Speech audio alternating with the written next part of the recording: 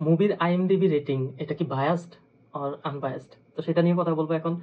এটা আসলে হচ্ছে বায়াসডও বলবো না, আনবায়াসডও বলবো না। কিন্তু কখন বায়াসড হয়, কখন আনবায়াসড হয় সেটা নিয়ে আমি হচ্ছে এখন বলতেছি। সো ব্যাপারটা হচ্ছে আইএমডিবির ওয়েবসাইটের দিক থেকে কিন্তু এটা বায়াসড না, আনবায়াসড।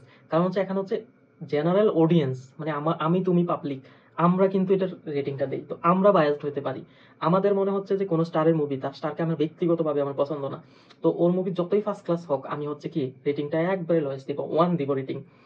1 এর নিচে তো রেটিং দেওয়া যায় না, কারণ 1 থেকে আপ হচ্ছে 10 পর্যন্ত রেটিং দেওয়া যায়। তো আমি হচ্ছে আমার মর্জি মতো আমি রেটিং দিব। তো হচ্ছে পাবলিক যদি বায়াসড হয়, মনে করেন হচ্ছে সালমান খান আর ইয়ে শাহরুখ খান, এই দুইজনের মুভি আর কি। তো লাইক আমি হচ্ছে সালমান খানের ফ্যান ধরো। তো আমি হচ্ছে সালমান খানের মুভিটাকে 10/10 দিলাম, আর ওইদিকে আমি শাহরুখ খানকে হেট করি, তাহলে হচ্ছে শাহরুখ খানের মুভিতে হচ্ছে 1 স্টার দিলাম। তো এরকম হিউজ অডিয়েন্স হচ্ছে এইভাবে ক্ল্যাশ করে হচ্ছে যখন হচ্ছে রেটিংটা দিতে থাকে, যে হ্যাঁ আমি যাকে হেট করি তার মুভি যতই ভালো হোক না কেন, তো আমি হচ্ছে রেটিংটা কম দিতে থাকবো। তাহলে এটা কি বায়াসড হয়ে গেল না? এখানে কি পাবলিক ওপিনিয়ন, কারণ পাবলিক ওপিনিয়ন অলওয়েজ হচ্ছে কেউ পার্সোনালি যদি কাউকে হেট করে, মনে করেন মুভির কোন স্টোরি লাইন এটা সেটা, একটা হচ্ছে মুভিটাও এক্স্যাক্টলি মুভি ভালো হয় নাই তাহলে হচ্ছে স্টার কম দিতে পারে, রেটিং কম দিব, এটা ওকে। এক্স্যাক্টলি মুভি সেই হয়েছে তাহলে বেশি দিবে, এইটা ওকে। এইটাকে বলবো যে আনবায়াসড। তো আইএমডিবির ওয়েবসাইট আনবায়াসড, কিন্তু বায়াসড হচ্ছে আমরা সাধারণ পাবলিকরা হচ্ছে বায়াসড, কারণ আমরা আমাদের পছন্দনীয় স্টারকে হচ্ছে ওইভাবে রেটিংটা দিয়ে থাকি। মুভিকে জাজ করে নয়, আমরা স্টারকে জাজ করি, আমরা হচ্ছে ইন্ডাস্ট্রিকে জাজ করি। লাইক হচ্ছে কেউ মনে করো যে এই যেমন ইন্ডিয়ার কথাই বলি বেশিরভাগ, যেমন মনে করলাম যে হ্যাঁ আমি সাউথ ইন্ডিয়ান মুভি পছন্দ করি, তাহলে সাউথ ইন্ডিয়ান মুভিগুলোর রেটিং আমি বাড়িয়ে দিব। আর হচ্ছে বলিউড মুভি তেমন পছন্দ করি না, বলিউডের রেটিংগুলো আমি হচ্ছে কম দিব। কারণ এটা হচ্ছে পাবলিক, জেনারেল পাবলিক কিন্তু রেটিং দিতে পারে।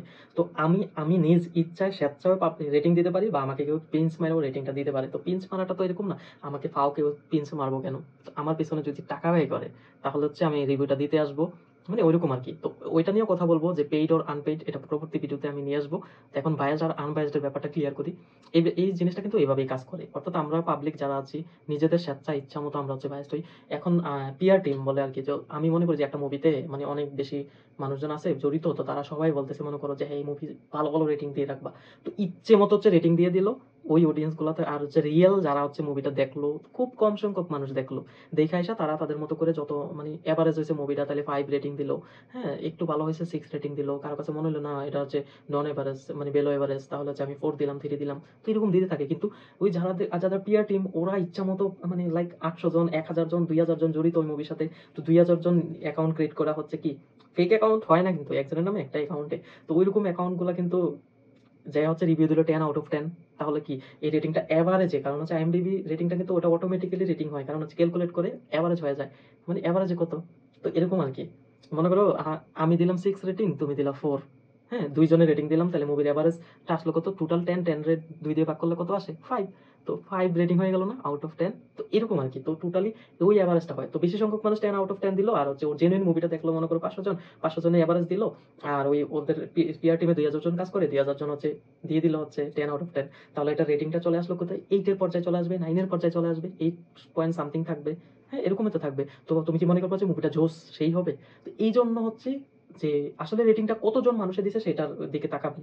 যদি সেটা হিউজ অডিয়েন্স হয়ে থাকে তাহলে বুঝবেন যে এই রেটিং গুলোর মধ্যে হচ্ছে এখন আমি নিশ্চিত হতে পারি যে হ্যাঁ এটা আমি মুভিটা দেখতে পারি, এটা রেটিংটা ঠিকঠাক মতো। তো এটা হচ্ছে আইএমডিবির ওয়েবসাইট বায়াস না, বায়াস হচ্ছে আমরা পাবলিক অডিয়েন্স। তো এটা হচ্ছে আপনি মানে আপনার গিলো খাটাইয়া হচ্ছে বুঝতে হবে যে এই রেটিংটা কি আসলে অ্যাকচুয়াল কিনা, না এটা হচ্ছে পিআর টিমের কাজ। তো সেটা হচ্ছে আপনার নিজের বুদ্ধিতে দেখে নেবেন। খালি লাফাইলে চিল্লাইলে হবে না যে আইএমডিবি রেটিং 9। আবার অনেক মুভি আছে মানে খুব স্টোরি সেই কিছু, কিন্তু মুভিটা দেখছে খুব কম সংখ্যক মানুষ, তো সেটার রেটিং থাকে হচ্ছে 4, 5, 6 এরকম। কারণ এটার সাথে অন্য মুভি আরো রিলিজ হয়েছে 2-3টা। লাইক তুমি মনে করো যে কেজিএফ, বাহুবলী, 2টা মুভি একসাথে রিলিজ হলো, তার সাথে একটা যে কোনো একটা মুভি বের হলো, মনে করো বাজরাঙ্গি ভাইজান, না ওটা তো সালমান খানের, মানে নর্মাল একটা স্টারের মুভি বের হলো, কিন্তু ওই মুভিটার অডিয়েন্স কেউ দেখলো না, সবাই কেজিএফ বাহুবলী দেখলো। নর্মাল একটা মুভি বের হলো, সেই মুভিটাকে দেখলো না, মুভিটা কিন্তু সেই স্টোরি লাইন সেই আসলে দেখার মতো, অন্য সময় রিলিজ করলে কিন্তু এটা সেইভাবে ইনকাম করতো। তার মানে এটা টাকার দিক দিয়ে ফ্লপ, টাকার দিক দিয়ে ফ্লপ হয়েছে, কারণ ওই মুভিগুলো খাইছে বেশি অডিয়েন্স, এগুলো দেখছে কম, রেটিংও দিছে কম, মানে রেটিং এর সংখ্যকটা কম হয়েছে। তো এরকম রেটিং কম হয়ে থাকে, আবার হচ্ছে ফ্লপ হয়ে থাকে। তো ফ্লপ হলে কি মুভি স্টোরি খারাপ, ফ্লপ হলে কি মুভি খারাপ? এরকম না, ফ্লপ হলেও কিন্তু মুভি সেরা হয়। তো সেগুলো বুঝে শুনে তারপর বুঝতে হবে আর কি। আচ্ছা পরের ভিডিওতে হচ্ছে আমি পেইড আর আনপেইড এর ইস্যুটা নিয়ে কথা বলবো। ততক্ষণ পর্যন্ত সাবস্ক্রাইব করে পাশে থাকুন। ধন্যবাদ।